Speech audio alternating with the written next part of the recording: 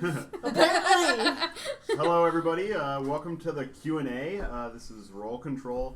We have some questions that were asked. We have some from Facebook. We have some that were asked to the DM. He can't be here. He had surgery. So we will be back next week with the normal stuff. However, we got a Q&A, so ask us anything that you would like.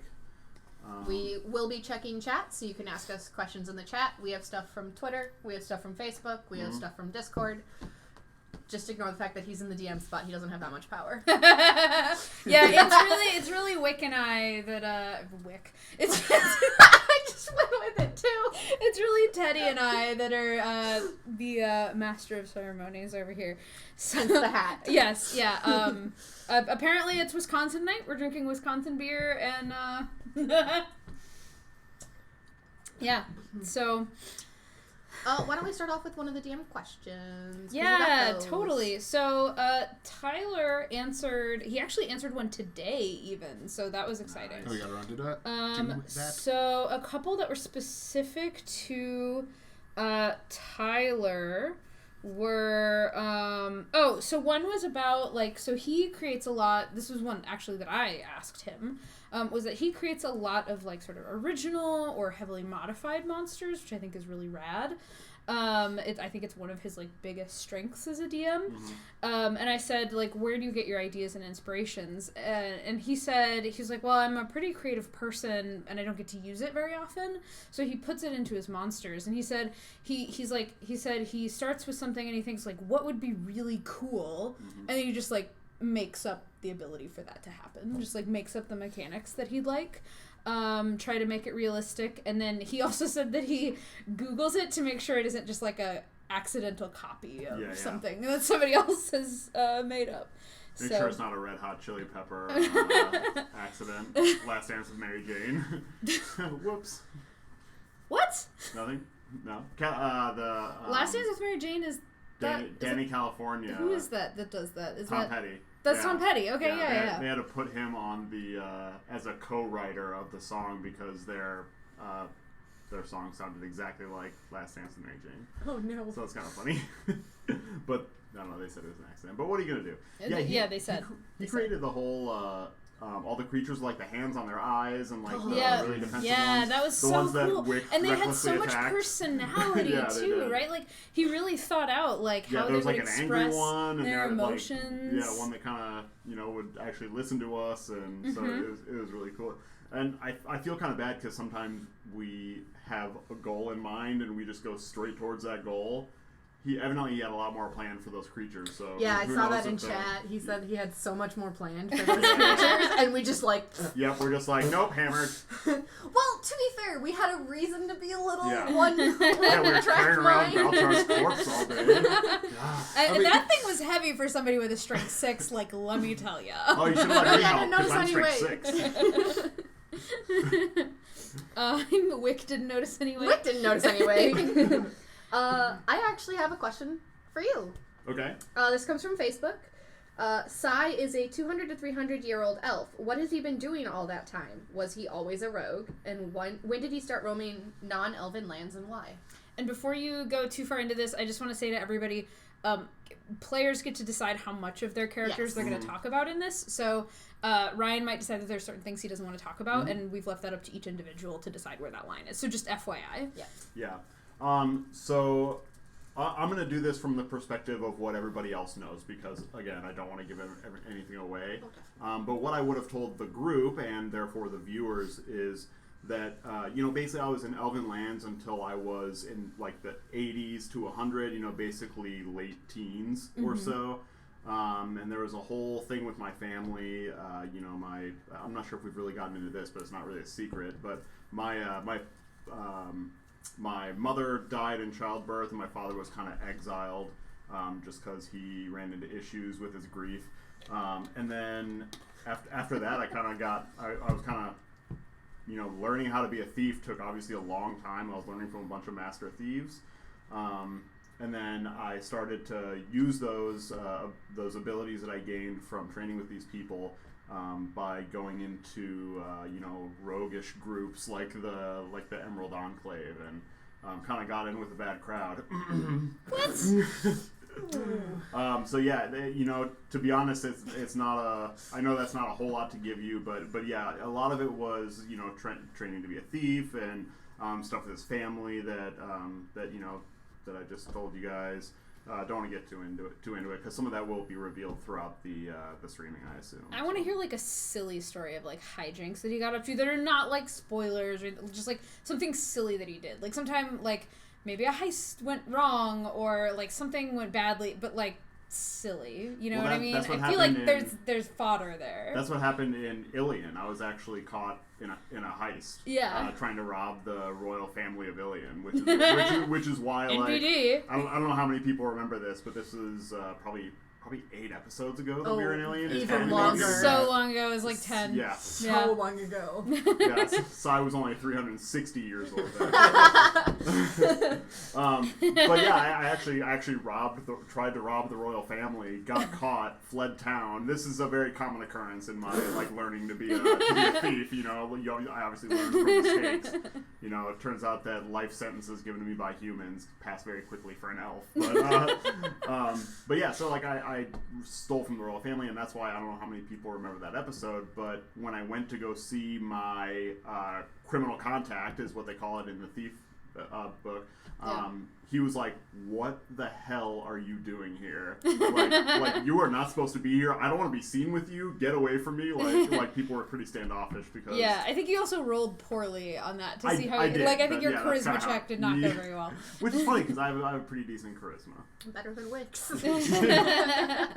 I think Inna has the best charisma in the group. Actually, 16. Oh, for sure. Yeah, mine I think is Velcher might be mine's close. 14. Yeah. Yeah, if anybody remembers I that... have 16 as well. Okay. If anybody remembers that persuasion check that I made, like... So, chat question. Yeah, TL67 is asking how long ago was the heist from the royal family, the one that botched? Yeah, it wasn't that long ago because the people that are the royal family there are humans. So it would have been like 40 to 50 years Within ago the last max. 50 years. So like so it was something where and guards still have you they still know your face. Right. So like the thing is that I can still for the most part walk around until we had our issues and I had to have the like fake face put on and stuff like that. But like I was able to walk around just because it had been 50 years. But it's one of those things where I don't want to be causing any trouble because if I get caught and they find out who I am, which they will, then I am back to jail. I mean, for the first time. Yeah, because we didn't talk at all about your desire for freedom in the episode where we went back into like the fears or whatever. Oh, yeah. The trials of the tree swords. Yeah. I think that got a little glossed over, honestly. A lot of it got glossed over. Yeah. But yeah. There was a lot of Valchar's stuff that was going on at that time, and that I think took center stage. Yeah. And I know this wasn't a question that was asked, but for all those wondering, if you hear any beeping in the background or anything, I'm a diabetic, so I have an insulin pump, so I'm not going to turn it off because I don't want to pass out in stream. But that's what that is. So yeah. We like our players to be safe in all ways. So. I have a question for Velcher.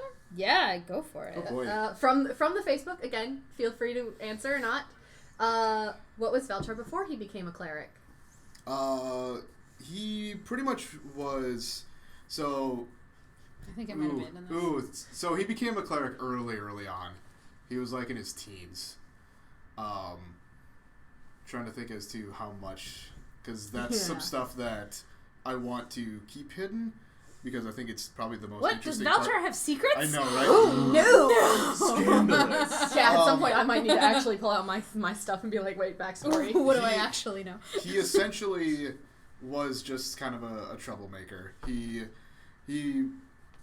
would run little pranks, like little kid pranks, and would steal some money here and there, but it wouldn't be anything huge, especially not compared to what he ended up doing with the casino job that ended up getting most of his crew killed. I'm not mad. I am disappointed. I know. Don't worry, it wasn't me who tripped the alarm. Okay. All right, never mind. Then I it's take it back. But yeah, so prior to that, he was pretty much just a troublemaker kid. I think I have an age as to when that happened, and that I'm fine with giving out. But let's see background.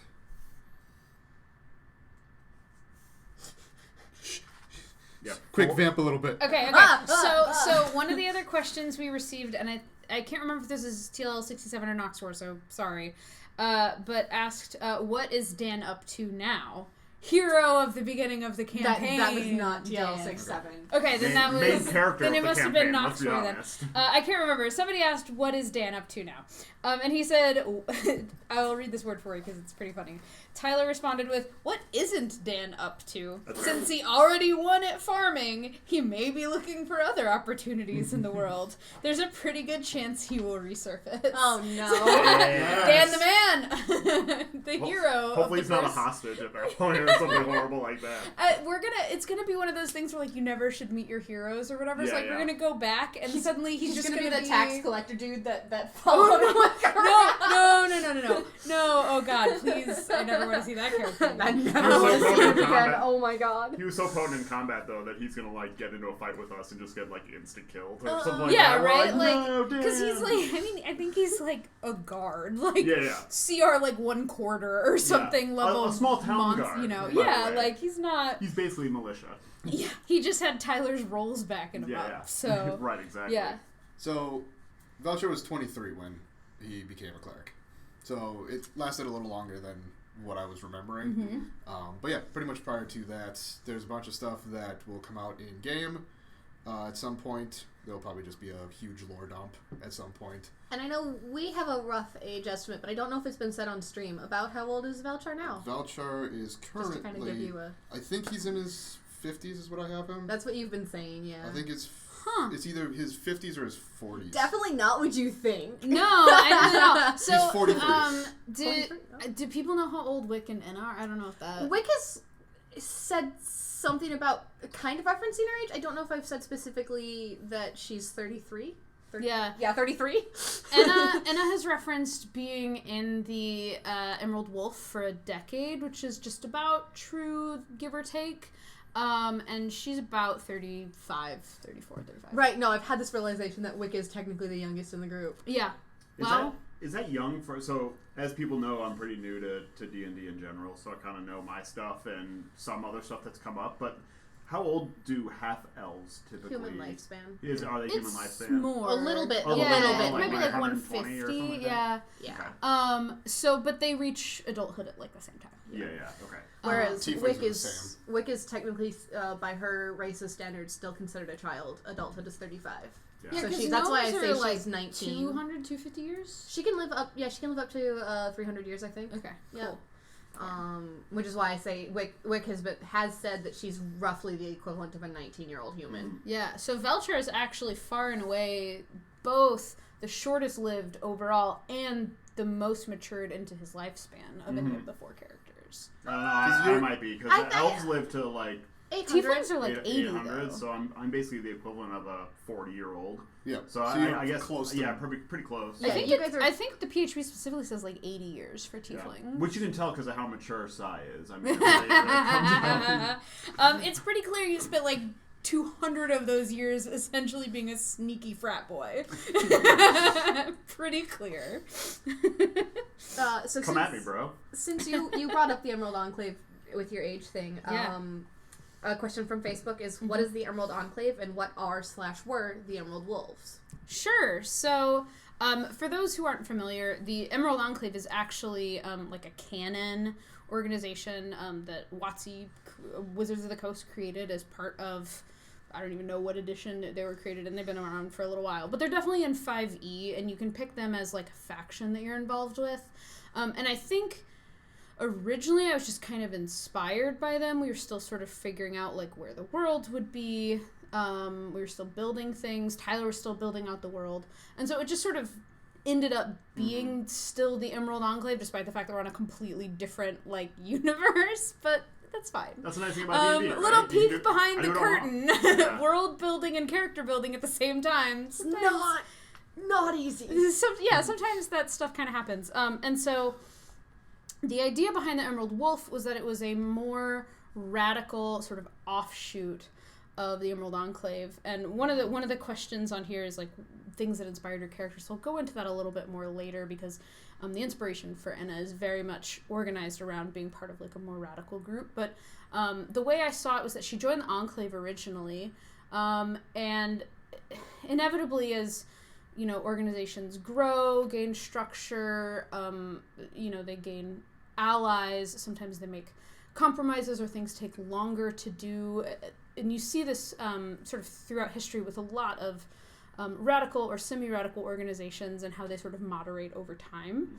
And so the Emerald Wolf were folks that were reacting to that sort of moderation of the larger group. And so I think in my backstory, it's written as like, it started as like maybe 8 or 10 people in like a back storeroom of an Emerald Enclave like outpost, and evolved a little bit from there. So, DM question? Yeah. I don't know if you have anything but DM questions. So I have a sort of a general like list of questions that I thought were interesting, that I sort of wrote up as like a sort of fodder to start with. So one of the ones that was asked in Discord was what would have happened if Sai or Valchar would have taken the Wraithbane's offer before the trials? And I told them specifically, I was like, you can answer generally or get specific, like whatever you need to do, because there might be plot still to be revealed around that. Or repercussions. Yeah, exactly. We're still in that city doing big fights and stuff like that, So, Tyler's response was, well, then you guys would have probably been aligned with the Wraithbanes and other types of challenges would have arisen. Now, because this was asked today, I didn't really have a chance to follow up with him and be like, well, what if, like, Enna and Wick had gone with the True Swords and Sai and Valchar had gone with the Wraithbanes, and I think that's like a really fascinating idea to consider. Talk of about like splitting what, the party. yeah, right, like completely different trials. I think Tyler would have probably like ended the session and been like off stream, been like, you cannot do this. I will make it so you can't. You cannot do this. We're gonna take a 45-minute break, and I'll be right back. we're gonna work some things out. Don't be surprised if we have an all new cast of character. It happens every once in a while. I don't know what it is with our group, but sometimes, like with those creatures in the tunnels, we're like, no, we need to find the hammer, we need to get Valchar resurrected, and other times we're like, oh, that's pretty neat. Oh, let's go check this out. What does this do? Poking like buttons and shit. That's like, legit any D&D. Right. That is any D&D. Sometimes we feel like being one, sometimes we feel like being the other. What are you gonna do? Yeah, you guys are getting the real D&D experience. That was definitely within those caves was very much a we got to get something done because dead. Yeah. And we had a bit of a ticking clock. Yeah. And I feel like if we'd been aligned with the Wraithbanes, our interaction with Penny would have been very different. Yeah. Like, we probably would have known she existed, for starters. Exactly. So, follow-up question for you and me from TLL67. What would Emma... What would... I don't think I've ever slipped and called her Emma, but it finally just happened. Now it's going to happen 10 more times during the Q&A. Ruined. Okay. What would Enna or Wick have done if they had been approached by the Wraithbanes like Sai and Valchar? And again, you can choose if you don't want to, like, divulge too much. But Enna would have said no. Period. End of story. Unless they could... they would have had to have a better pitch. Like, they couldn't just say, you're not a true sword, you should come with us, we're powerful. That never would have worked on her. Organizations entrenched in power for sort of obvious reasons are, like, not her jam. Yeah. So if True Swords wins, you're going to betray them immediately. They sold out! Yeah, so that's a super easy answer for Enna. They would have had to have a really good sell on how they were working against corruption in the True Swords, or how they'd have to have some sort of appeal to, like, either the greater good or totally not their thing. Not their thing at all, right? So, like, they just would have had to do a completely different kind of sell for it to tempt Enna.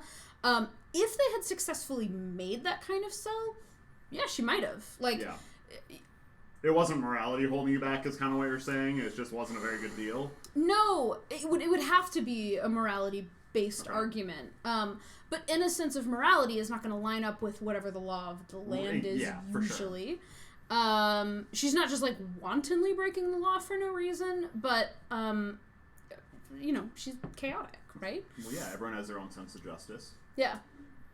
So I actually thought all of us were going to be approached by the Yeah. Wraithbanes during that episode, so I was like, I literally thought of what Wick would say, and I knew instantly she'd say yes. Ironically, she's apparently the only one. Follow up. I'll let you finish, but I think that had you said yes and everybody had been asked, I would have been trying to convince the group to join the Wraithbanes, because as you guys can probably tell, Sai is way more of a Wraithbane than he is a True Sword. That's for freaking sure. Sai has a Shadow Cloak. Yeah, Sai's a Shadow Cloak. Well, yeah, but they weren't really an option because they weren't. Which is why Wick would have said yes. Is she's like, we need the power, we need the people who are in power, we need to get an ally, we need to be able to beat these guys. You are literally the clan who's won every gear for however long. Yeah. We're saying yes. If it ain't broke, don't fix it. Yeah. I'm fascinated to know what Valchar's response would have been if it had been like normal times Valchar that they were approaching, and not I just got out of the worst like dark timeline. Yeah, like how would that have been different if they'd approached you the same way, but you're in a completely different character mindset? So Valchar was at that point in time, he was more annoyed than anything. It's just like, all right, like why are you pulling me out or pulling me away from the group? You're waking me up. You were salty. You were so salty. No, I want nothing to do with you. Bye. He would have been probably a lot more, what's the word I'm trying to think of?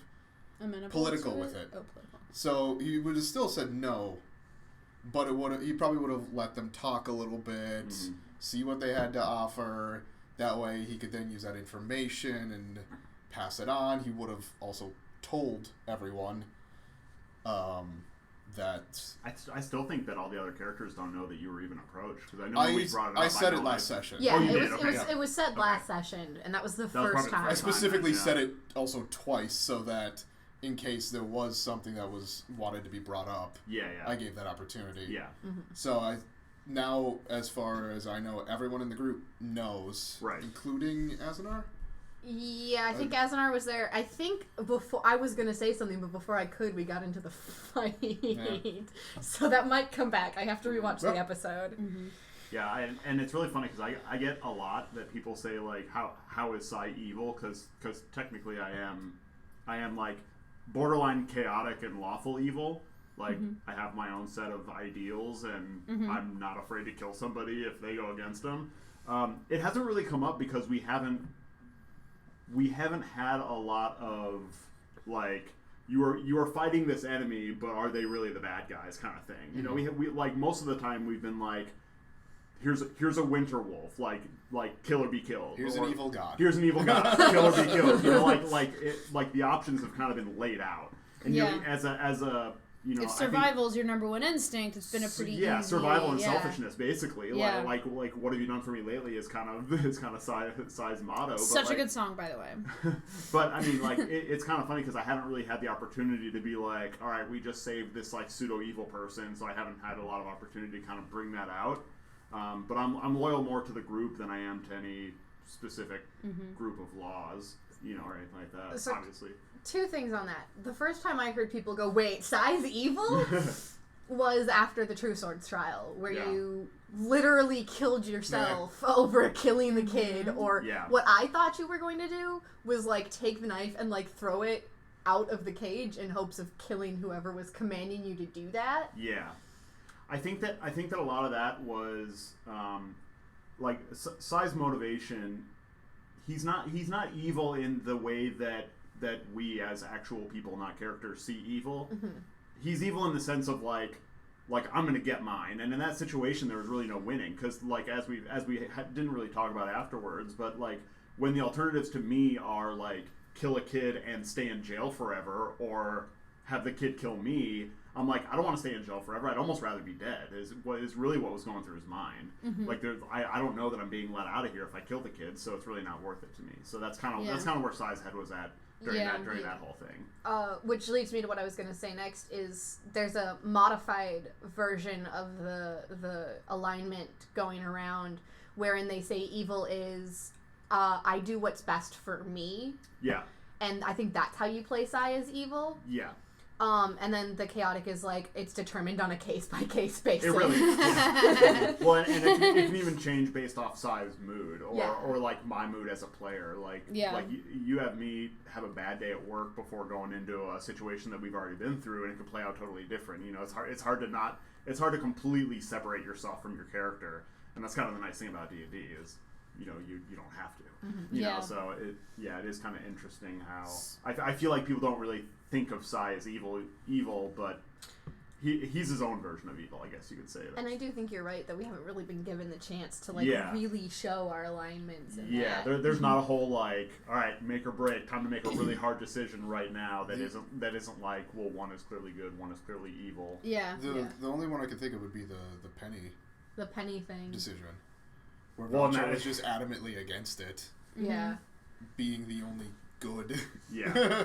Well, and that was kind of the funny thing is that's kind of where the like I do what's best for me kind of thing. Like if I wasn't doing what was best for me, I would have traded a chunk of my soul for a scroll and hope that was enough for the true swords. But to be honest, Sai doesn't give a shit about the true swords. Weapon. I'm like, I'm gonna take a weapon. Badass weapon. There's a lot of dice involved when that weapon hits. Especially because like what happened right before that was we were fighting that monster and basically almost died because we could tell I have no magic weapons. I don't have any magic abilities. I have no way to damage this thing decently. So at that point, I'm like, I never want this to happen again. And so I'm like, I'm going with the magic weapon because if something tries to attack our group again, like the way that I help is by killing things, or stealing from things. And the octopus monster didn't really have a whole lot to give me. So chaotic evil. Except a warm night. You're chaotic evil. You're chaotic good. Chaotic good. Mm-hmm. Chaotic good. Oh, okay. Chaotic neutral. Okay. Mm-hmm. So all chaotic across the board. Yeah, well, I mean, I feel like obvious that makes good D&D TV is chaotic characters. Well, and it's really hard because the character I played before Sai was a paladin, like a and it was lawful a good super paladin. Like straight laced. It sucked. Like to even play, like I was making decisions for my character that I personally didn't like. I'm like, it'd be so much so much more interesting if I did this, but I'm a holy paladin. I'm not supposed to like these things. So like I know that people have said like, you know, you don't have to be the goody two shoes of the group, but that's kind of how I was playing my character, and it kind of sucked, so I wasn't going to make that mistake. Chaotic is kind of a do whatever you want card. Yeah, I initially played like in my first campaign I played a lawful good cleric, and I essentially just played him as protective. Yeah. So he wasn't necessarily like I have to follow the letter of the law. It's like I'm going to do whatever I can to protect blank, whether it be the city, whether it be the group that he's with, anything like that. So for sure. Yeah. So feel free to send us more questions on and I do have a couple more. I have a couple more. Yep. I was going to back up just a little bit and have everybody say their D&D or RPG background briefly. Just curious how people got into it, and then we can go into. I've got. I think a couple of them are for you, and then there's some. Okay. You get to start. Sweet. So Valchar. I got my start into it. My first experience of it was probably back in like junior high. A buddy of mine had the monster manual, but that was just a really cool book with really cool pictures and a lot of stats that I didn't understand. So was that the little black book of demons, or you're asking me to remember something from like 20 years ago? So it was first or second ed. Yeah, I was thinking either second or 3.5. Okay, yeah. So it was not the little black book of demons. Probably not. Fast forward till about 2 years ago, when I finally started. I saw Rooster Teeth do a show called Heroes and Halfwits, and on that they had two or three people on there who that was their first time playing. Side note, love Rooster Teeth's show, Ruby. Everyone should watch So that was a great way to get pulled into it because they were doing a lot of teaching as well for the new people who were on the show. Then Critical Role was shown to me, and I've pretty much wasted all of my last year watching and catching up. But this is my third campaign that I'm in. I guess I was alluding to before, there was one that we played prior, and I'm in this one and another one with some friends of mine currently. So Cool. So quickly, Tyler responded to this one as well and said, brief, he said, I first started with a DM who liked to kill me and only me in our group. Yep. Yep. I feel that. He said that he played with Ryan and your other two roommates at the time. Yeah. Yeah, so we actually played a guy named Justin. He was a pretty fun guy, and Fun guy. He's a mushroom. I as soon as I said that, I knew that you were gonna. He was a Myconid. Myconid! He was a Myconid! Just stop.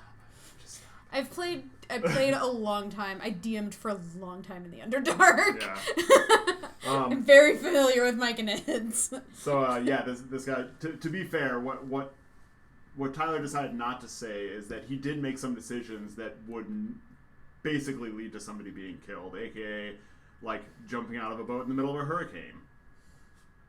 With nothing like not. I don't know not why boat, you're looking nothing, at me. No, nothing There have been no boats in our campaign thus far. But so or like, hurricanes. So like that happened and he died. But there were also some other things. But yeah, he did happen to die a lot, and nobody to this day knows whether that's because of roles or because of preference. But that actually, if you don't mind, it goes into my first time playing. My first time playing was in college as well, same time that Tyler started. And we played for a little bit. We played like maybe 4 sessions of 3.5, which is pretty cool. And then we played a couple other ones that I don't even remember the name of. Like we played a session of this just to try to figure out what we wanted.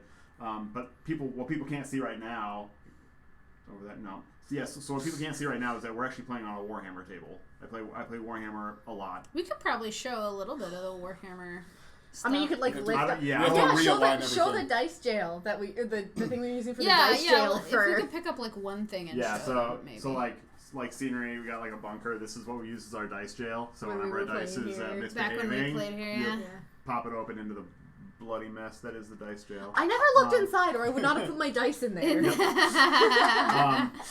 carnage. So I play a lot of Warhammer, which some might call a gateway drug, or some might say that D&D is a gateway drug to Warhammer, knowing how expensive it is. But so I actually played I don't know why I'm blanking on it right now, but I played the Warhammer 40,000 role-playing game. Dark Heresy? Dark Heresy. Okay, my brother has played that for a really long time. Which was a lot of fun, and we played that for a while, and then some stuff got in the way. Scheduling was always a nightmare, and then all of a sudden one day Tyler said, I want to stream some D&D, because he got into Critical Role, and so now here I am, so... You want to talk about gateway drugs, Critical Role, man. Yeah. So for what it's worth, this is my first time playing 5th edition, which is why if you ever see me like mess something up or second guess myself, it's because it's my first time playing 5th edition. I do have another group that I play with every now and again. We play like once a month. That's also 5th edition, but that one just started up, so this was my first experience. So, Wick. I like that I'm not myself anymore. Hey, Wick. How It's did you okay. start playing Everyone's D&D? referring to me as Belshire. Did you read about it in the library? Probably. She probably created it, let's be real. She is the Gary Gygax of our world. Yeah. No. That's not necessarily complimentary. It's not. Like, brilliant dude, but like... Yeah. Anyways, I was raised around, like, RPGs and D&D. My parents played on a BBS board, a bulletin board system, online. Wow. I had a character on there as a baby and a toddler. What was your character? What does Baby Teddy create as a character? Well, I didn't create it, thank God. Online, my dad's character, I believe, was some form of royalty. Correct me if I'm wrong, because I know one of my parents is watching. If we want to pull that up, I will watch myself be corrected in about 5 minutes. But anyways, so I was raised around it. My dad used to play, and I wanted to play. This was a 3.5 game. God, the mechanics in that is complicated. Yes, it was. And he helped me create a character, but like his group had a rule that you had to be 16 or older to play. So I just I created a character and then never played. Didn't play. Wanted to for years. And last year, a friend of mine was like, "Hey, we're starting an all-female group at the Source, and you know, I've heard you've been interested in doing D&D. Why don't you join us?"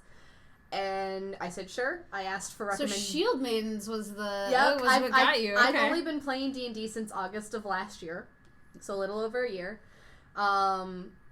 I got really into it because of things like the Adventure Zone and Critical Role. Having those things to kind of watch and like learn how to play D&D or listen to and play D&D was really helpful.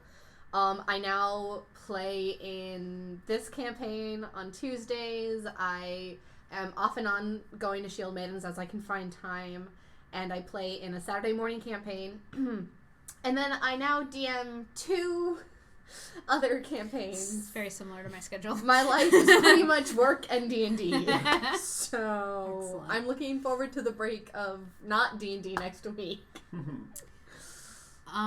So my brother actually played 3 and 3.5, going way back. And I never played with them because they were 3 years younger, and they were weird and nerdy, and I was way cooler than them. I can't imagine that. But I did play. I mean, RPGs, like computer-based RPGs, are like they're my one true love in terms of video games. So like Baldur's Gate, Dragon Age, KOTOR, King's Quest, stuff like that. You know, I haven't played King's Quest, but I've played, like, I love them. And I haven't found a Final Fantasy either that I don't like, and also that I have finished. So I love them all, and I never finish them.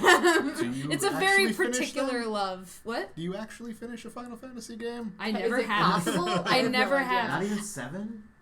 No, my favorite is 10. 10 actually. is phenomenal. It gets really hard near the end after Unalesca, though. Yeah. So if you can beat Unalesca turning you into a zombie and then back and then healing you and then killing you, but I would always quit at the same time, which was after Unalesca, the game takes you to this valley, and they're like, okay, well, you're not actually ready to fight the boss, but like we don't have any more actual like JRPG style. You must go this linear plot. That's like the Monster Hunting Valley. Yeah, well, and they're like, okay, well now it's a sandbox, and I'm like, I can't play anymore. I need you to tell me where to go. Yeah. I can't make these decisions. I don't know where to go next. What do I do? It's why I use a lot of walkthroughs, because I need something to tell me where to go next. Who do I talk to start the final battle? Like, where do I go? Yeah. I always have the opposite issue. I get to the point where, like, all right, it's time to do the side quest and find everyone's final weapon and stuff like that, and then I just get sidetracked and eventually I just get burnt out because I'm like, oh, I need to beat the Chocobo race in less than 10 seconds, and you can only do so much. Yeah. But so my brother played it for a really, really long time, and it was always this sort of niche thing that my brother did. I know, I'll add that. Tyler says that he would always quit after trying to tame like 2/3 of the monsters and give up because it took too long. And I will tell you guys, I've played the first, 25 or 30 hours, maybe 40 hours of Final Fantasy X, depending on how long you play Blitzball, which I actually enjoy playing. I love Blitzball. I know, yeah. This most recent one, I have it on Steam now on the computer. I think I'm like 45 or 50 hours in because I played a lot of Blitzball. Same spot every single time I play. I'm 16 hours in, and soon I'll get to disc 2. Yeah. That's not what you want to hear. The dodging lightning in Final Fantasy X is the worst thing that any video game has ever done. I can't string together more than like 3. Okay, exactly. Anyway, we can move on though, because I'm sure there are some people who don't actually like All right, next Final week, Fantasy stream. Yes, there's a Final Fantasy D6 game, actually. It looks pretty cool. An RPG. We should talk. We should. Okay, so, but anyway, so it was always this, like, the actual tabletop RPGs were always, like, this niche thing that my brother did. And, but I played RPGs throughout. And, it wasn't until, I don't even know what got me to the store, but I went to go try out Adventurers League, and I actually also went to the Source, incidentally. But they were playing Curse of Strahd, which is, like, not, like, it's supposedly very well written. But it's like this sort of gothic-y, like you see ghosts. Vampires. thing. And, like, I remember one of the... I'm sure it was a random thing that this dude rolled. Like, walking down the street was, like, a vision of somebody, like, hanging themselves. I wasn't into it. Sounds like Knives in the Dark. Yeah. Which is a sweet And one. the other thing is that I have found myself... Adventures League is a really great idea. And I think you can have a lot of fun with it. And it is not for me. Because it's often just kind of that awkward... and thing with all these people who, like, don't know whether they can role play or not. And I love getting new people in, but I'd rather do it in my own way so that they actually, like, have a character that they can play and not just some random thing that's thrown in front of them. Well, and that's what I didn't like about it was I like, because I also played a bunch of RPG games and stuff like that, I like one clear, concise story arc. You know, I wanna pick up from right where I left off. If we finish in the end of a sentence, I want to start with finishing that sentence. You know, I want a clear, concise story. And with Adventurers League, like, you kind of come into one story and then, like, you leave, and then it's like a sitcom. Next time you come back, that table's full and you got to go over to this one, and it definitely has this place, and I can see why people like it, but same, it's just not really. Yeah, it's not the kind of D&D I want to play generally. Yeah. But the first I actually played after that was on Roll20, and I play most of my games on Roll20. This is the only one that I play in person. But yeah, so I have this game. I have a game on Wednesday nights that I play with my brother and his friend, incidentally, who played 3.5 back in the day at our house for ages. And my brother, by the way, is Sturgitron, who their Dark Heresy game is on Tuesday nights now, which is why he's not live most of the time. But I run a game on Sundays, and then I play a game on Saturday mornings, and at this point it's turned into most of those games are filled with people that I have recruited, even though they were originally randos. So, but yeah, and I've played a little bit on other streams and that sort of thing, so. All friends start as randos at some point. Right? This is true. Yeah. Yeah, so I think that's that question. Okay. I have thoroughly answered. Very thoroughly for some of us. Too thoroughly. I have a question for you from Facebook.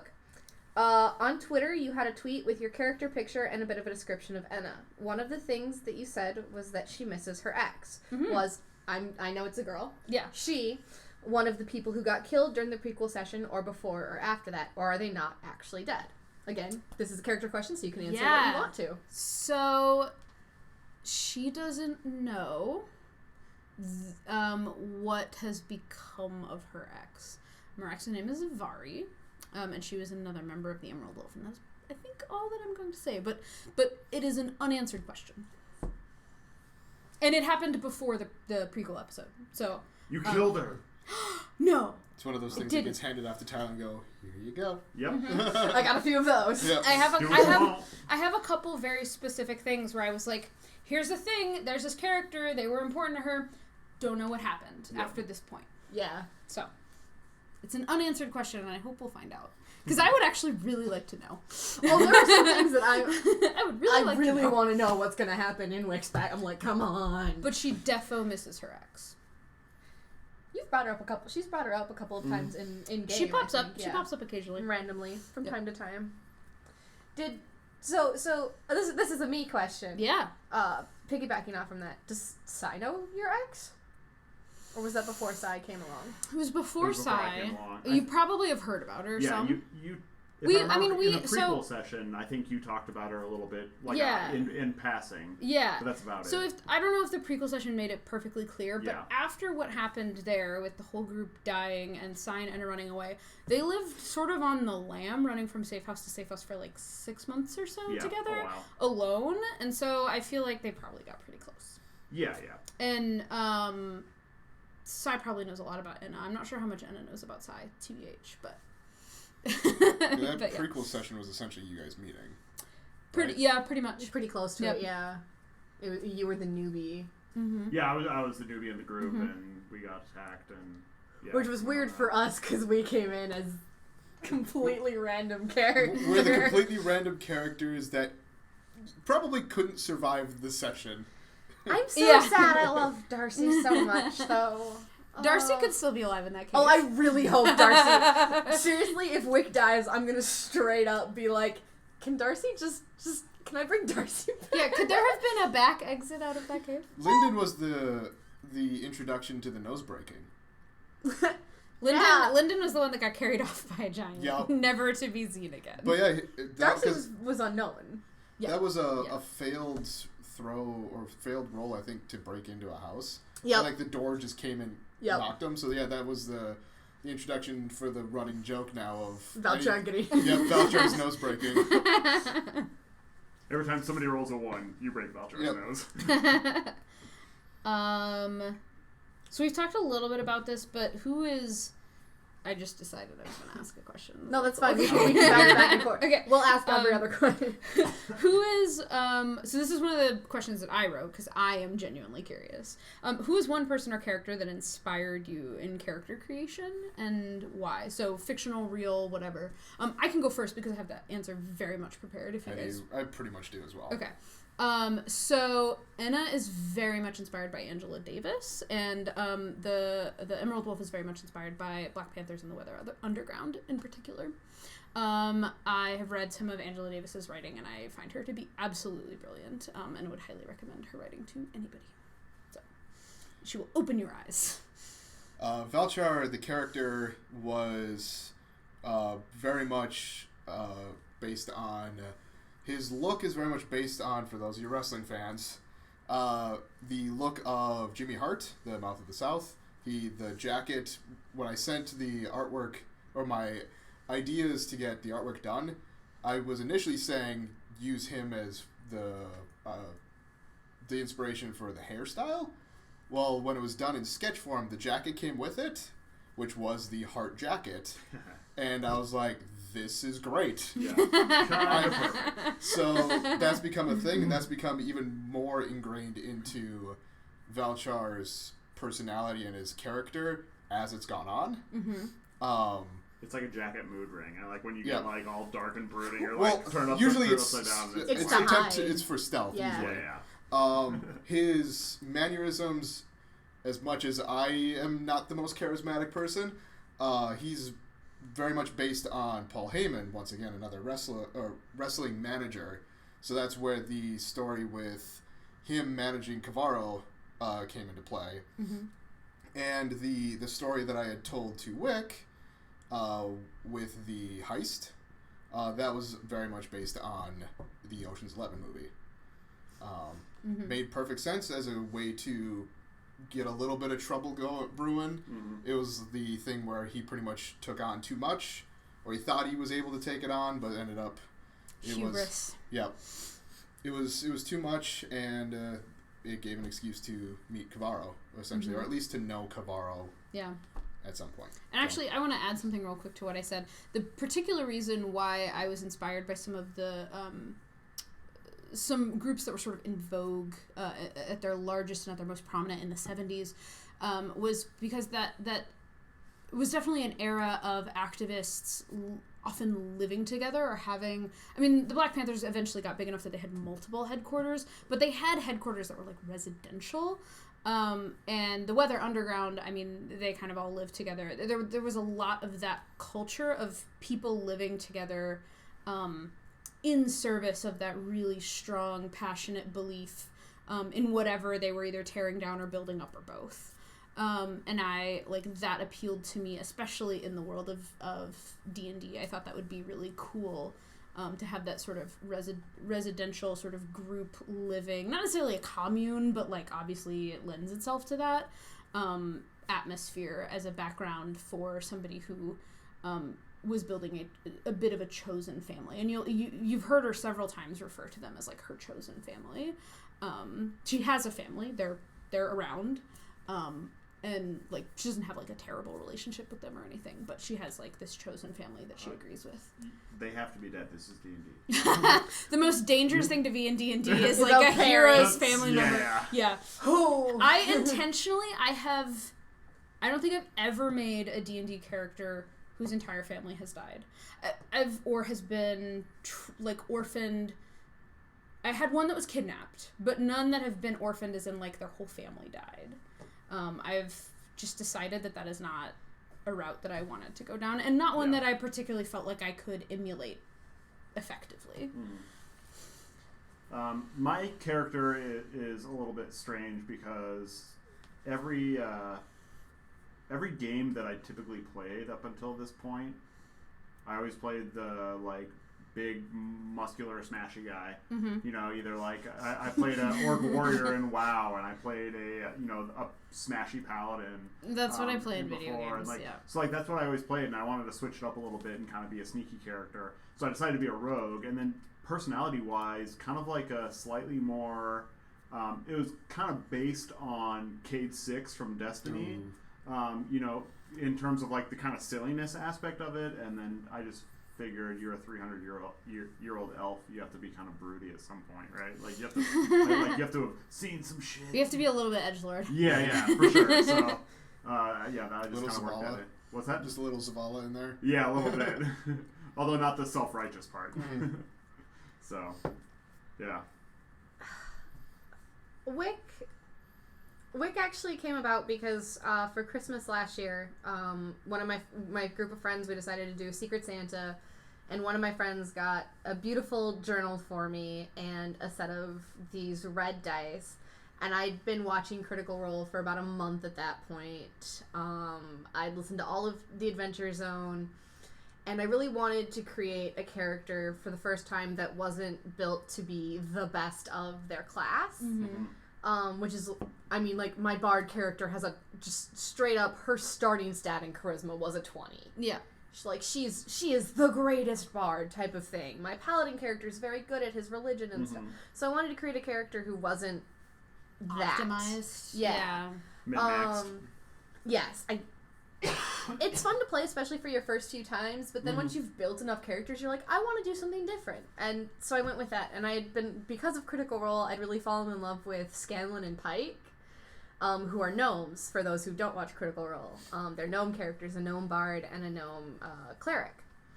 I didn't want to play a class I'd already played, and yet I created a fighter.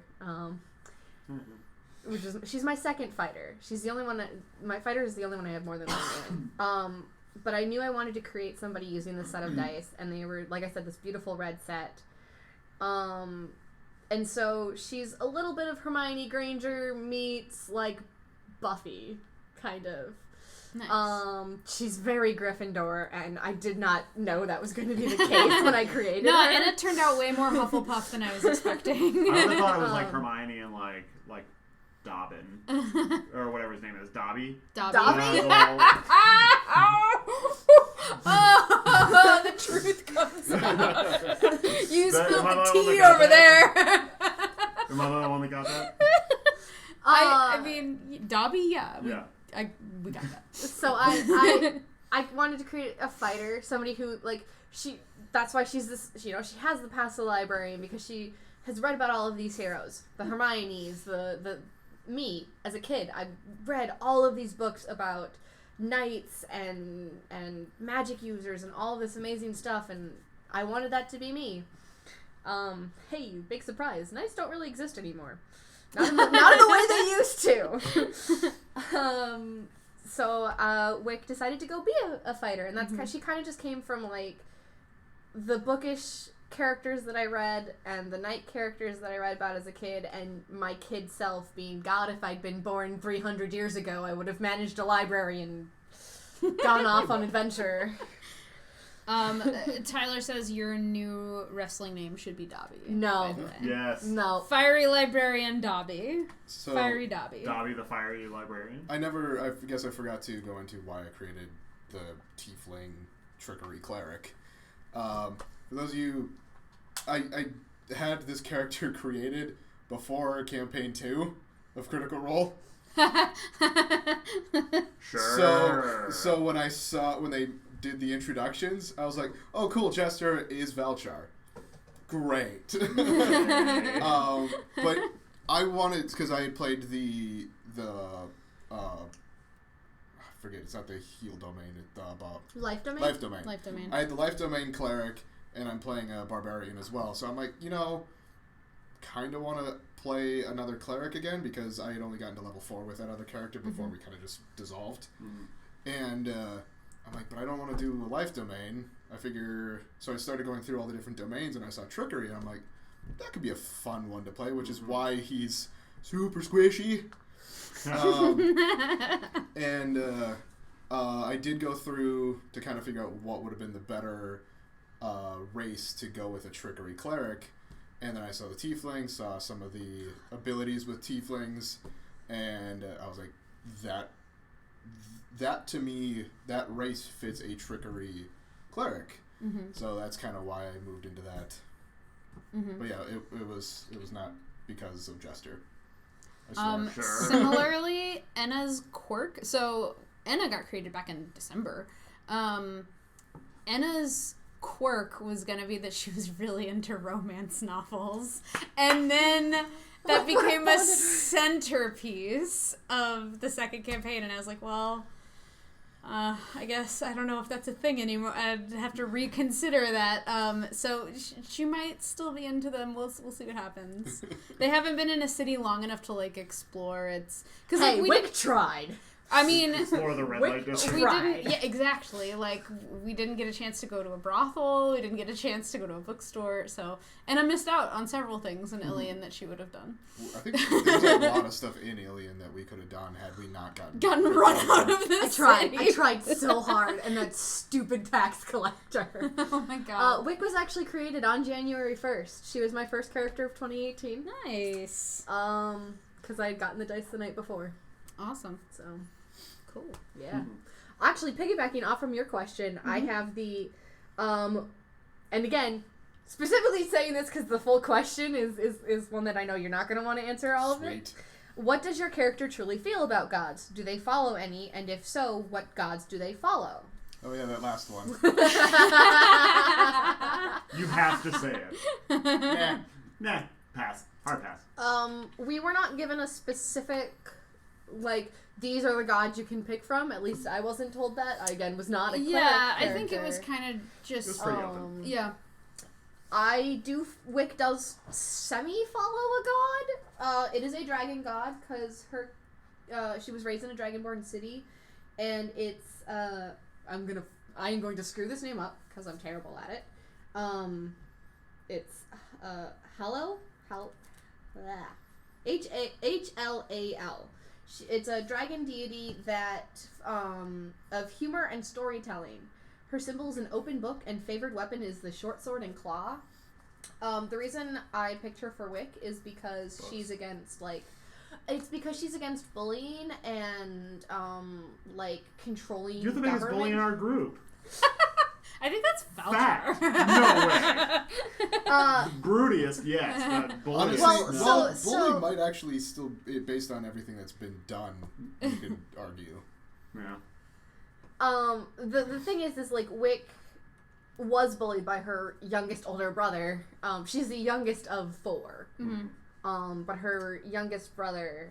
And it's also the youngest of 4. Would pick on her and, like, threaten her and, like, beat her up. Like, he's not a good person. And we see that a bit in the game. Yeah, we got into that a little bit during the trials. Mm-hmm. Wick is terrified of her brother. Mm-hmm. And she found she found this god, and she found safety and caring and kindness, and that is actually what led her to her love of her family's job of being librarians and of books and all of that. So that's Wick's god. I don't know if anybody else. I sort of projected onto Enna my own sort of experience and views on religion, which is I haven't really thought about what god her family would have particularly been into, to be honest. As a mixed household, elven and human, I'm not 100% sure which one it would be. That's actually a very good question for me to go back and think about. But I think she doesn't put, like, too much thought to them. I think, similar to me, she has some sort of inherited speech things. Like, I will occasionally refer to a doubting Thomas. I'm not at all religious, but it's, sort of part of that sort of cultural experience of growing up in a Christian household. And I think I've put that on her as well, as she probably grew up in a household that was sort of vaguely religious, maybe not super religious, and has kind of, her cares are of this world. right? And not particularly concerned with gods. I think she probably goes to the occasional festival and like does the occasional nicety, but it's not a strong thing for her. Well, and it's kind of an interesting question because this is one area where it's a little bit more difficult to kind of put yourself into your character because, not to get religious or anything, but like unlike Earth, you know, these gods are very active and they're they can there. physically you can manifest see them. in front of you. Yeah, see them and touch them, and you know for a fact that they're there. You know, so it is a little bit different trying to.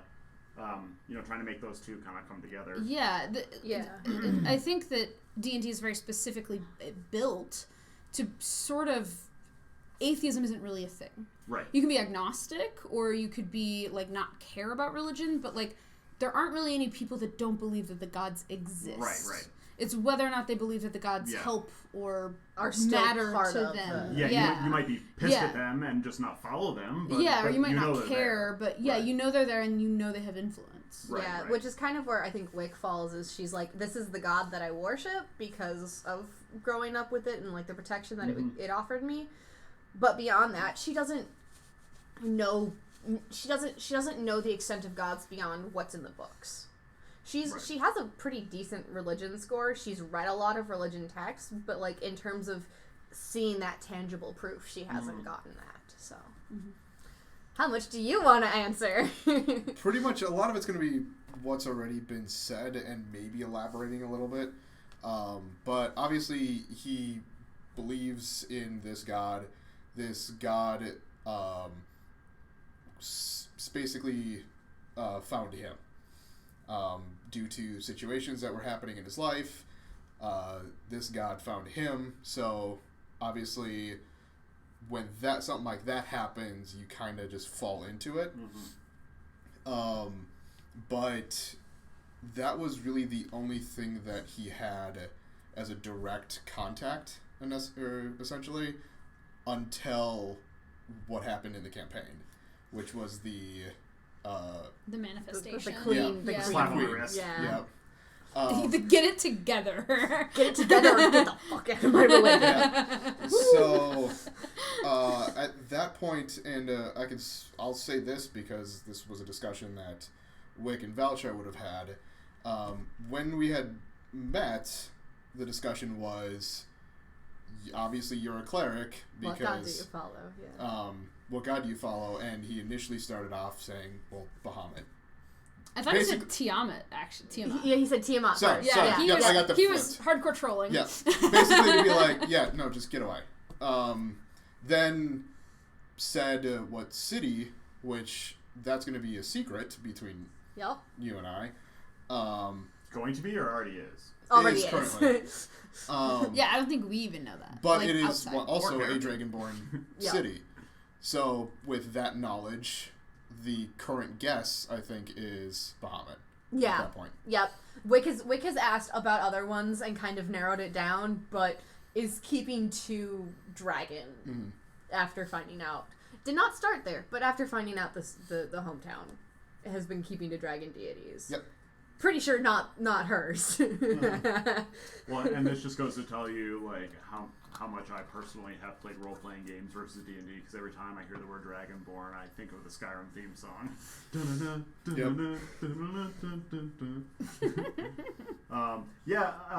Sai, I guess, just doesn't really care. He's in it for himself. He wants Gods to, he wants exist, to go. but they haven't given me anything. God exists, but like unless you're putting gold in my pocket, like or go away. Bring a teammate to life. Yeah, that's Yeah, the teammate I most hated. I know. Let's be honest. But still need.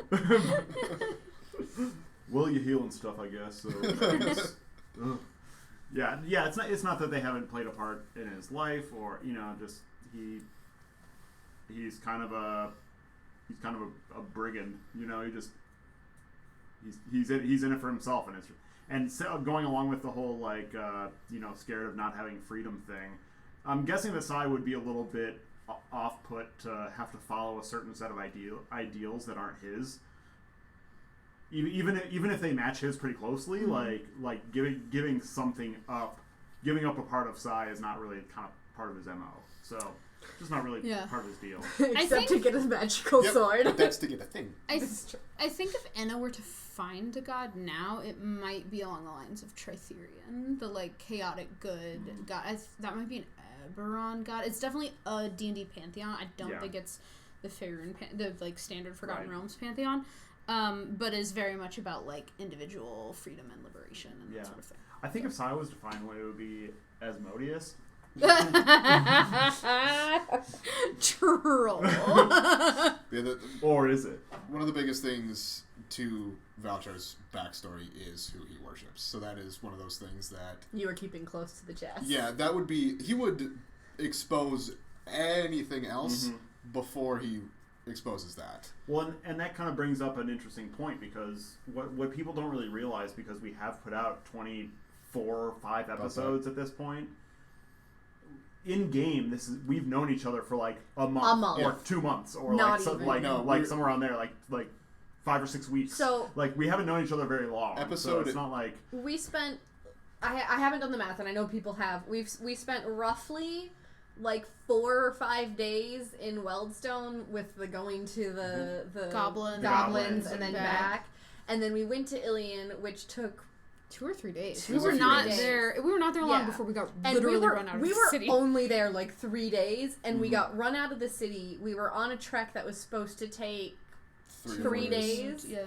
And halfway there, we get transported all the way across. So at that point, we've only been together for about 2 weeks when we get transported by Posit.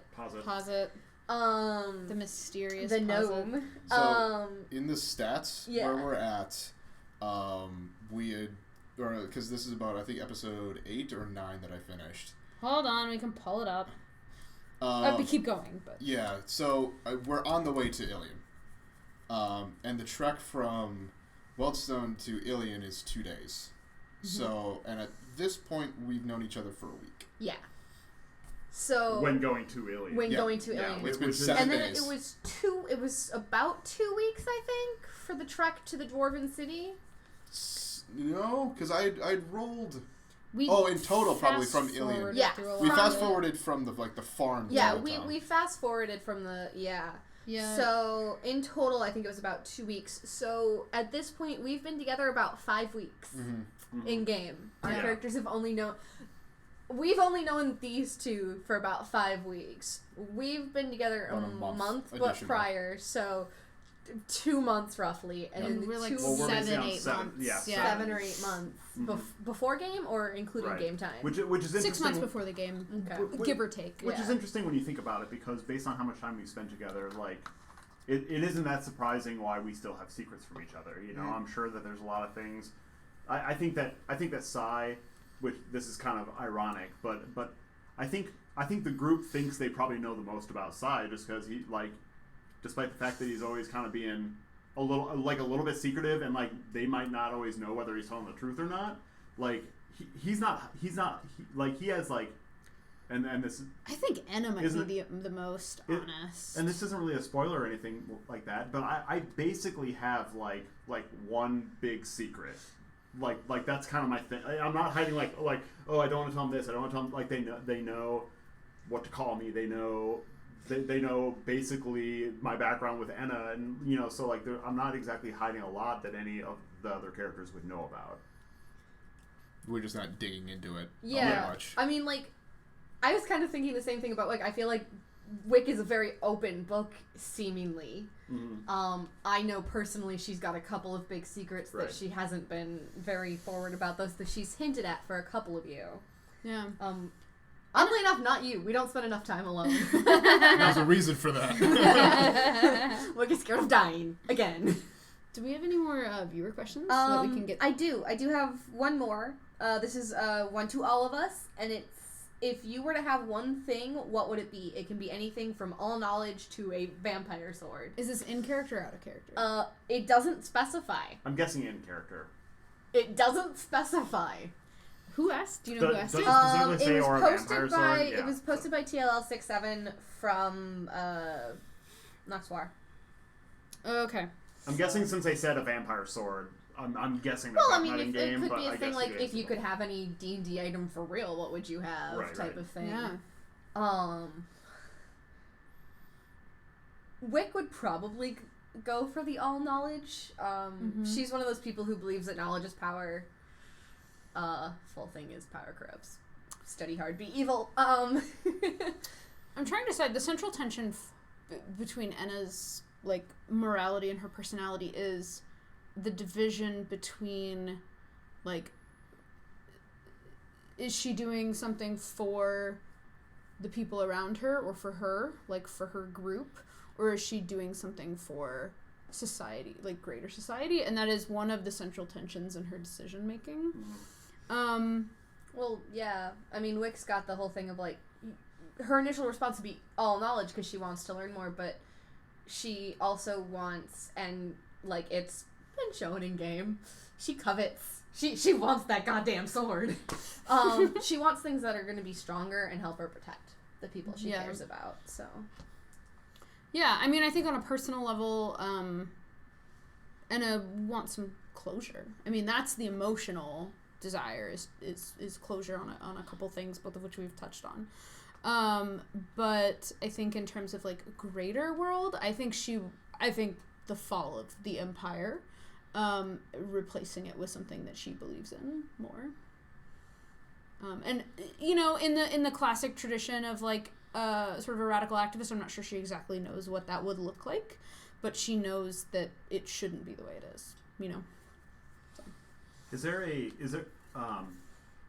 there a specific part of the Empire that you don't like? Like, is there a backstory aspect of like, I don't like the Empire because this one thing happened, or I've seen too many children on the streets in the Empire cities, or like, is there one specific thing, or is it just like, I'm here, I'm in the Empire, this blows? Like. I think that's kind of how it started. Yeah. I think of it as kind of akin to like going to college and having your eyes opened about like a lot of stuff going on around you that you maybe weren't like thinking critically about. Right. But there are a few things. I think there's one particular instance that she probably her biggest regret relates to when she and her group tried to make something better for like a local village, and that village was punished for it. And she references it a little bit when we're in Weldstone, that she's seen the military be ruthless. But that was after she was already sort of like, I guess, radicalized or like activated or whatever. So, but she has seen stuff like that a couple times. So. You have something? All right. I think the immediate want that Valchar wants is Cabarro back. Truthfully, like he's still hurting off of it. And then you could also expand that into like making him the world champion of whatever. But to even like to broaden it, I think he just wants to entertain and have fun. Like that's kind of his background of heists and things like that. That was something that he would do for money, especially. But I think since meeting Cavarro, that's changed him. He's enjoying the managing. He's enjoying the just the whole fight atmosphere. He's enjoying being the charismatic person that Valchar is that I'm not. But yeah, like he wants to basically go around and like entertain everyone. That's part of where in Weldstone, when the kids were all back, he just kind of put on a magic show. And yeah. Mm-hmm. So to make what the shit that everyone was in, give them a little happiness. Cool. I was go saying, we ahead. haven't actually gotten the answer from Sai. Yeah. Sneaky. Distraction techniques. I think mine would be actually to have a clear name. You know, because I was doing a lot of stuff like in terms of stealing from people or, you know, obviously little killing here and there. Not just a little bit of murder. Just a little murder. But you know, it wasn't anything that like everybody is looking for you now. Like it wasn't. I wasn't exactly a like. You weren't on the most wanted list. Well, yeah, I was a. I guess for a level 1 at the time, I was like a good thief, but good enough that like it's not like my face was plastered everywhere. Yeah. I'm guessing that side is not like going into like a bar or somewhere and then like just seeing like his name on a piece of paper behind there, knowing that like at any moment if I show my face, I could just be in jail and never seen again. I actually got somebody watching messaged me and asked me about Wick and Julia. Why Wick wouldn't ask for Julia? That's part of the all knowledge thing. Mm-hmm. Wick figures if she has all knowledge, she'll know where Julia is. So that's fair. Yeah. There's that. Since that was asked of me privately. So I have a few more questions that like I wrote up. Again, these are just ones that I thought would be fun. Mm. So I think we can probably go through pretty quickly. Maybe wrap this up in like 10 or 15 minutes. Round robin it. We've been Okay, so speed round. Who's your favorite NPC so far? Mine is Penny the Wise. She's amazing. She's such a good like quasi villain. I love her. I mean, Anna hates her, but I love her. I think she's so well crafted. Instinct says Dan, but I trying to even remember how many we've ran into. Oh, so many. Mine would probably be Azanar. I like Azanar just because he's like. He's a bit of a foil. Well, yeah. He doesn't stir the pot. He doesn't rock the boat. He's not. He's sometimes invisible. and that's the other thing. Like watching somebody go invisible is just like, oh, that's basically I can do whatever I want now. Like to Sai, you know. And I think the fact that he was willing, despite the fact that it made me suspicious of him, like I liked the fact that he kind of brought me to the Wraithbanes and was clearly like. We both know the true swords aren't for you, man. So here's at least an option if you want it. You know, he's kind of been acting in the best interest of Anna and Sai to our knowledge. He's been growing on me and is probably up there. In terms of just like story, like a moment in the story, I do love the tax collector from from Ilion. Oh my god, that was just so what terrible for Wick. Horrifying person. Like Tyler, the fact that your imagination created that is just like horrifying. Yeah. Like you need to think about your life a little bit. Yeah, Wick hated it. I hated it as a person. It was he would have so uncomfortable to sit through. Insane. We're sitting there by the table, and Teddy and I are both like. But I love the interaction between him and Wick, and the Wick trying to go away and just not being able to. Noted to make a lot more. Okay, great. Who's your favorite NPC? Yeah. Or you answered. I honestly kind of like the interaction between the king and the queen of the They were good too. I liked that back and forth. It seems like the king is the king in face. In Nemo, yeah. And she's kind of... He's a figurehead and she's running things. She's running things. Yeah. She's totally running things. Because of the fact that she's the one who ran the interviews. She's the one who essentially is our point of talking. Yeah, we keep saying for the king, but... And then she comes out and we're fine talking to her. Every time we see the king, he looks like he just woke up. He's like, huh? Or he's obsessed with the hammer. He's like, ooh, look at this thing. You know, I know literally everybody's going to be super surprised when I say this, but I really like badass women. I know you guys are all, what? Oh my god, I know you're all shocked. Okay. Badass men have feelings too. They're cool too. Watching the Rock posted on his Instagram a picture of him and his daughter doing their nails together, and I like melted. He's huge. He's like a freaking gorilla. Like he's huge. And he's only gotten bigger out of wrestling. Exactly! And he, like, posts pictures of him, like, working out, and she's, like, his daughter is sitting there, like, good job, Daddy! You got it! Yeah, just absolutely adorable. I love The Rock. I think it's great. How somebody gets bigger when before their job was basically to work out Well, is beyond me. It's because of what he's doing now versus the fact that he had to maintain a certain like physique when he was a wrestler. Well, I'm guessing it'd be a little bit hard to do some of the wrestling moves with how big he's gotten. You know, some of those take a little bit of. I mean, he's still come back every once in a while and done some matches. For sure. So. Yeah, I miss his "Can you smell what The Rock is cooking?" tagline. And the eyebrow maneuver, right? So quickly, what's been your favorite mission or adventure so far? I think the cave, in the entirety of the cave. Yeah. Even though you died. Well, and that gives an interesting story point. Yeah. But the fact that, one, the puzzle was solved. We competently solved a thing!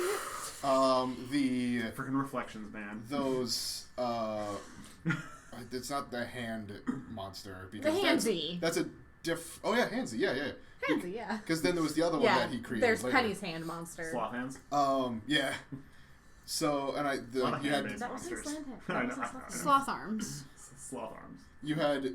Which I think was a hook horror. You had those characters, you had the puzzle, you had Valchar dying. I think, all in all, that's been one of the most entertaining ones in my experience. Yeah. I was gonna say the same thing. Like, you dying created such an interesting, like, story point, and, like, an interesting dynamic between all of us now. Feel free to die again. No, please don't. I don't think Wick could handle it. Wick would literally just I think that was probably... a 300 gold diamond. I do actually think Wick would, or I would say that was my favorite section was also the solving the puzzle. It was a really well created puzzle. Yeah, and the fact that we got puzzle. It. That was definitely the puzzle that I've liked the best. Yeah. I thought it had enough complicating factors. I mean, we just barely made it out in time, right? Oh, that had was enough so complicating close. Factors, and it had enough intrinsic hints that we could piece together, and it was just very, very I know Tyler's watching, so kudos to you because that was really well constructed. Having the actual literal ticking clock in real life instead of just in game was like, wait, there's a timer. We have to we can't F around tonight, you know? The reason that I like that one is because how bad it could have gone. Just because like first of all, we barely made it out, and that could be we could have had more time that we didn't know about, and I don't really know, but the fact that I know behind the scenes, I know that Tyler actually had a map that he drew and where all the idols were and stuff like that. There's a solid chance we could have been looking there for 10 of the 15 minutes that we had, or however long we had, and not seen a duplicate. You don't see the you see the orb or the thing, and then you see the altar, and then it's like, oh, okay, that makes sense. But had we not seen happened to have seen everything, that would have been we could have just drowned, and that's just that. So you had the thing that we found out earlier that you could only have one at a time. Yeah. Right. Yeah. The thing that I love about games in a tutorial is not when they just blatantly say, go here, do this. It's when they do a smaller version of it, which that was that first room. With the air, the water, the fire, and the earth. Then when we came across those altars, it wasn't exactly the same because we couldn't do a serpent or whatever. We tried that. Yeah. But then it wouldn't have worked unless the characters all communicated. Yeah. With hey, what'd you see down there? And then when we all went down that other route, and then we started to notice duplicates, that's when it clicked for all of us. But the other thing is that orb puzzle with the speaking. All of you had to speak differently. Oh god! Yeah, that was so cool. So there's a game called it's like a board game called Mountains of Madness, and it has a very similar. Have you played it before? I used to work at Air Traffic Kites and Games. Oh, so okay, cool. Games. Yeah, so basically the concept is that you're going through Antarctica, and you're trying not to go bonkers while you're doing it because you're out there alone. It's cold. It's like there's wind, and so the way they deploy that mechanic is that you draw cards that are like levels of madness, and they're induced by certain things, certain sort of traumatic experiences that you can have down there. It's not necessarily like a psychologically easy game to play, but the madness levels are like, they take away your ability to cooperate to solve a problem. So it'll be like, you need 7 weapons or tools, 7 tools, and between the two of you, you need to get the amount 7 tools. But they might take away your ability to say the number. So you can say, well, I have the hammer, which only somebody who's really, really familiar with the game would know that that's worth, I don't know, 2 or 1 or whatever. I don't remember what it is. But it literally takes away your ability to complete the puzzle. And that is, like, I thought it was such a fun mechanic to do. And you had a really tough one. Oh, God, I hated it so much. But I thought it was still really fun. And, It was fun. It was hard, and it was especially hard for me because of the, like, especially as soon as I figured it out. You had to plan your sentences. And I had to sit there and plan. So, as an improv actor, and, like, that's how I go into D&D, like, sitting there and having to plan the sentences that much goes against everything. So I'm like, I can't do this. Oh, my God. Which is probably why mine took the longest. It was funny because I'm trying to remember if this was talked on stream or if this was between stream. Where for me as an R at the time, I was essentially like I didn't know that saying it was going to break it. It was him essentially confirming what these things are, so that way he could then try and communicate to everyone. Yeah. So the fact that when that broke, it was like, oh, well, that worked. That was really good. It was well done. My favorite so far, I think, was the encounter with the wagon, like where. I thought that was really cool. There's a lot of planning that went into that. Yeah, and how like what they call it, the white witch or the something Silver like Queen. that. The Silver Queen. White Witch is Narnia. That's Narnia. Do you want some Turkish delight? I mean. But I thought that was really cool, just because of the utter feeling of like powerlessness that we felt. God. Like, it's a way to introduce a villain. It was one of those things where like, let's spend 20 minutes planning something just for it to go to hell in a handbasket in the first 10 seconds. So the fast. first roll. Yeah. I'm sorry. So, I can't roll stealth. Don't make me roll stealth. Hey, you're the one who broke formation. Okay, Tyler did answer this, and he said his favorite was the episode where Ryan was the enemy and was being controlled. Oh, yeah. Episode 6, the one that took us forever to get off. Yeah, sorry about that. I hated that one because I knew how powerful my character was, but my rolling was just absolute garbo. And so, like I knew the things that I could possibly do. Yeah, that's exactly what he says. He says, I really liked it and it had really good designs. Like, he felt like he designed the character really well, and then he says, it was unfortunate his dice hate him. Only in the most fun parts. Throw in shade in the Discord message from Tyler. He's absolutely right. That stat recording for that is interesting, to say the least, because it's team damage, but not intentional. Yeah. So it was like, okay, do I throw this into enemy damage taken? But then you would still be taking damage. Look at who's the rock star. And things like that. So it's just like, I think what I ended up doing is I just marked it as enemy damage done and kind of just ignored your stats. Yeah. Because essentially that's an additional enemy that dissipated when you were gone. Or when right, yeah. So. Yeah. It was mostly the thing that was taking me over that was the enemy, not necessarily me. Did you get, there's a question that I'm pretty sure we all have the answer to anyways, and I'm not sure if it was said on stream, that was asked to Tyler.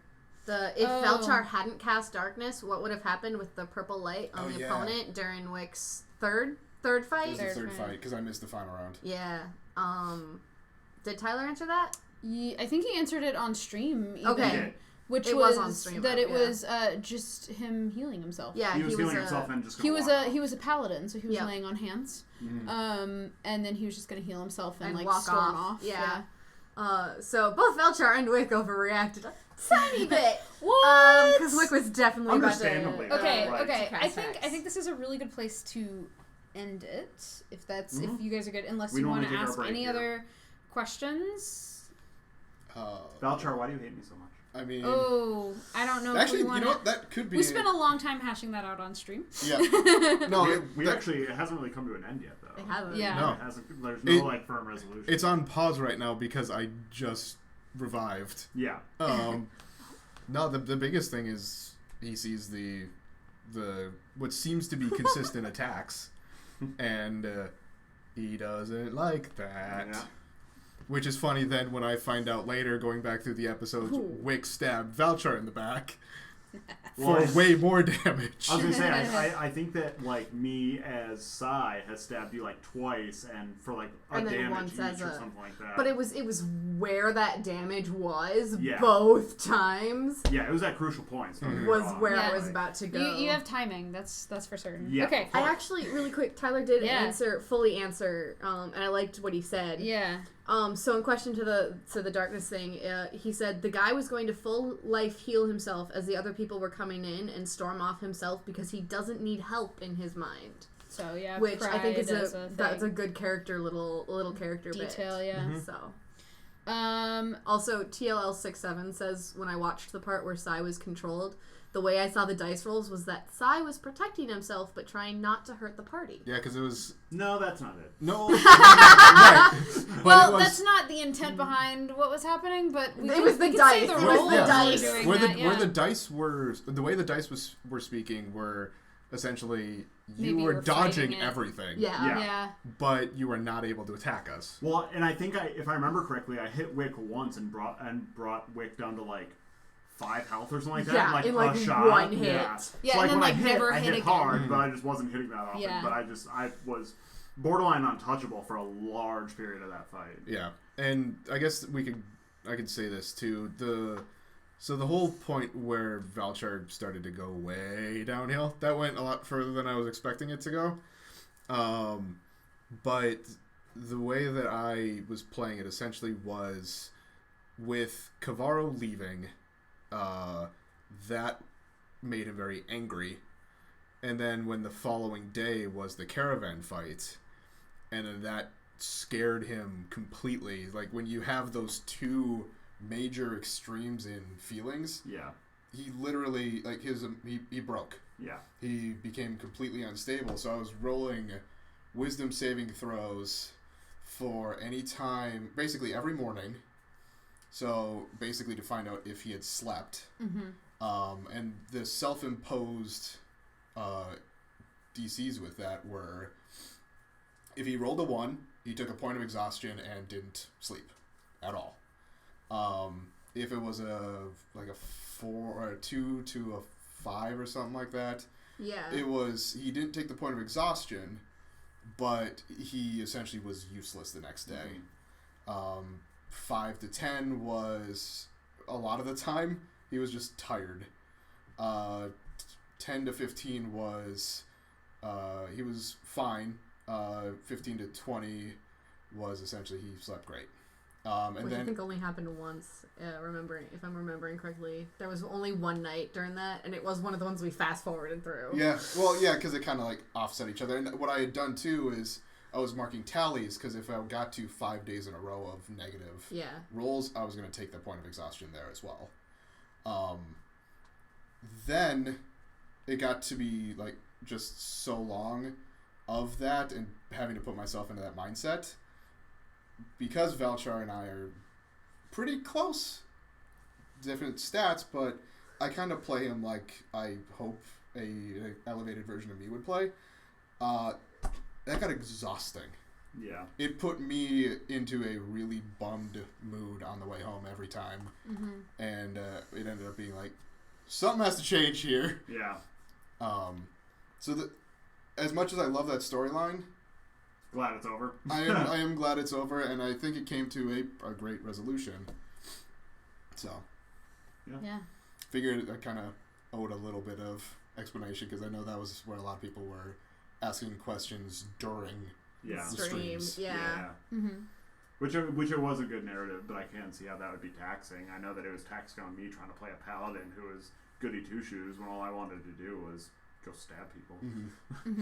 Oh yeah, and then there was the that's me as a person, not a D&D character. Anytime someone took a major hit. Yep. Because that would have triggered a kind of a flashback of because there were a couple fight. of times when Wick was front and center. And I was like, all right. Yeah, that's Wick gets to do that now. Yeah, that was a weird transfer there. All right, it is 8:36 our time. This is normally when we would take a break. Obviously, since we're not playing this week, and a lot of us don't want to stand for another 2 hours. I think we're going to call it now. One more question. One more question? Yeah, one more question. Very last question. So from character creation for you and me back in December, and for you guys I think in like January. Something like that. Yeah. In sort of creating and writing and then playing through the character, like what have you discovered that has surprised you through playing? And I can go first. I mean, mine's yes, go for it. She's a freaking Gryffindor. I created Wick, and I'm like, she likes books. You know, she wants to be this hero. All of this stuff, and I wrote her backstory, and I'm sitting there, and she's I'm the bravest playing little her, gnome. and all of a sudden, I'm sitting there, and I'm like. It came up in our group. I think I asked somewhere, or somebody asked me. Like, what house are you in? Yeah, what Hogwarts house is your character? You brought that on yourself. You posted that on the Facebook, right? Yeah, it was Harry, because it was Harry Potter's birthday during one of our streams. Yeah, right. So I saw that, and I posted that, and then I had to think about it, and I'm like, oh my god, I've created an actual legitimate. There's no way she's any other house, Gryffindor. Yeah. Size Hufflepuff. Hufflepuffs can kick ass too. Thank you very much. And they just don't. And as a Hufflepuff, for sure. Excuse you. I have I didn't know how big of an issue loyalty would be to Enna when I created her, and how important connection was going to be to her, and so that is something that has developed and has kind of changed some of the way that she talks from the very beginning. So. Yeah, I think a couple of things. One of them being the major shift from the heist mentality to the closeness between him and Cavaro, and then also Wick coming in later. But yeah, so and then kind of just figuring out what he's willing to divulge and what he really holds dear. And I think a part of that is just me thinking this is going to be a great story point, so I'm going to hold on to this. Mm-hmm. But other parts of it too is thinking, yeah, no, that would be something that he wouldn't say. I even have a list of things written down for some random occasion to be like, okay, this is something that's going to be hidden, but it's going to have to be found. Mm-hmm. So... Mm-hmm.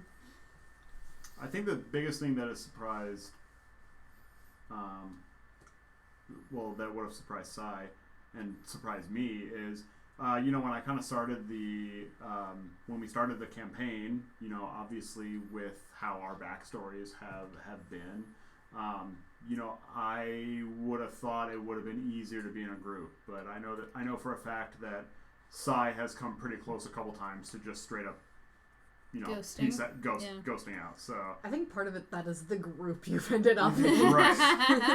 I mean, it's a little dysfunctional for a while. There is an overall desire of mine personally to keep Sai in the group, but at some point you gotta play your character like you're gonna play your character, and if you get held at knife point one night and then the next night something horrible happened with you, you gotta start asking yourself, like, why am I here? Like, what am I doing now that I wouldn't be able to do alone or like separately or something like that? So I know that has been a point of contention a couple times with Sai. Yeah. And I would have thought it would have been just easy to be like, these are my people, but when it comes down to it, when you only know each other for 5 weeks, it's hard to really... And you're suddenly trying to stop the apocalypse. Yeah, exactly. You have some weird situations. I really liked the way that you showed it a few episodes ago when we were right after we found out that Valcher had died, and we were trying to get through a tunnel, and I went off and like basically blew up at the yeah. Who had so far been peaceful and helpful, but they weren't letting me through, so I was like, blah. And you were just like, you know who it is, I don't care, we're focusing on this. And had Wick heard that, she probably would have been hurt. I, as a player, loved it. And I thought it was very very interesting dynamic and very true to the relationship between Sai and the rest of us. Yeah, and what's interesting is that had Enna not been at 1 HP, having just dragged Valchar across a cave exhausted with like no anything to speak of, like she would have run back to help Wick. But at that point, like I had to think like this character's on her last, not necessarily her last breath, but like her last she is running on fumes right now. Like she doesn't have the energy to go like deal with this. And so she was like, yeah, okay. Yeah. You know? And like normally that wouldn't be her response, but well, and especially because like for the fact that we've been together for 5 weeks, it's almost interesting how close we actually are, and the fact that it hasn't just exploded. You kind of have to become ride or die in these kinds of situations. I hate to say it, but I'm not necessarily sure that Sai is there yet, but we're obviously getting there. I think individually we're not all there, but like in instances we are. For sure. And there have obviously been times that would make it difficult to leave, but there's also been times where it's been difficult to stay. So yeah. Eventually, our characters will have a talk, and we'll have to hash it out. But, there's a number of conversations that need to be had because something appears in someone's characteristic, but we're in the middle of something. It's like, talk about that later. I'm putting that on hold, but we're gonna talk about it. Yep. I'm writing it down. Yeah. Well, thank you guys so much for tuning in for our Q&A. Some great questions. Thank you so much. Yeah, thanks everyone that asked. We will be back next week with a regular session, barring unfortunate events happening. That's ominous. I just know Minnesota. It's November. It's the day before Halloween next week. I can talk. Provided everything goes well, I will at least be in costume.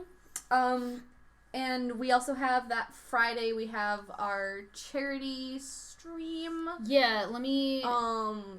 You pull that up. I'm going to be the GM for that. We are playing this lovely little game called Monster of the Week. It is a powered by the Apocalypse system, which means my players only need 2 dice. That is 2d6, and I don't have any dice for once. The freedom, right? The power. I won't bring my dice that day. That's not true. You'll still test roll them before the game ends. No, I won't. But I'll let you guys have your pick of the d6s. Dang it, Twitch! It won't let me post the link. I'll post it in Discord. It's fine.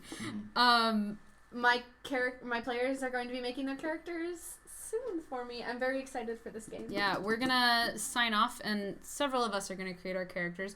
We're gonna have a super special guest joining us as well. Is it me? Yes. You're not that special or a guest. I mean that's just rude. But so the I'll be posting it in the Discord and on the Twitter as well. But we're working with CageCon. And they are an online event. I believe it's a 48-hour stream from November 2nd through 4th. They're raising funds for Play to Beat Breast Cancer, or Brain Cancer, excuse me, One Up on Cancer, St. Jude Research, Pavlov, Lymphoma Society, and NBCF, which I'm not familiar with that particular acronym. But so 6 different cancer charities, and the donations will be divided between them, and we'll be on 4 p.m. Central on Friday, and I'll get you guys that Twitch link. For 4 hours? Yes. Yep. So for 4 hours. Yeah. So I'm excited for this. It's the first. These people haven't seen me DM or GM yet. Everybody else who has DM'd, I think, has DM'd for the group at least once. Maybe not on stream. Did you run? Oh, yeah. Okay. I've run. Oh, basically me and Tyler have well, Phil DM'd for us. Oh, that's true. Yeah. Phil did too. Yeah. Hashtag humble brag. I've got a D&D one shot in mind. I just need to flesh it out, and then I've got the possible wrestling one. Yes, I'm so excited. That'll be for when I'm not here. Anyways, thanks again so much for joining us. We will talk to you guys next week. Bye. Yeah, thanks See you everybody. later. Have a great night. Yeah, thanks for everyone who asked questions. Bye. Bye. Bye. Bye. We're off. We are off. I hope. So, remembering this now, we need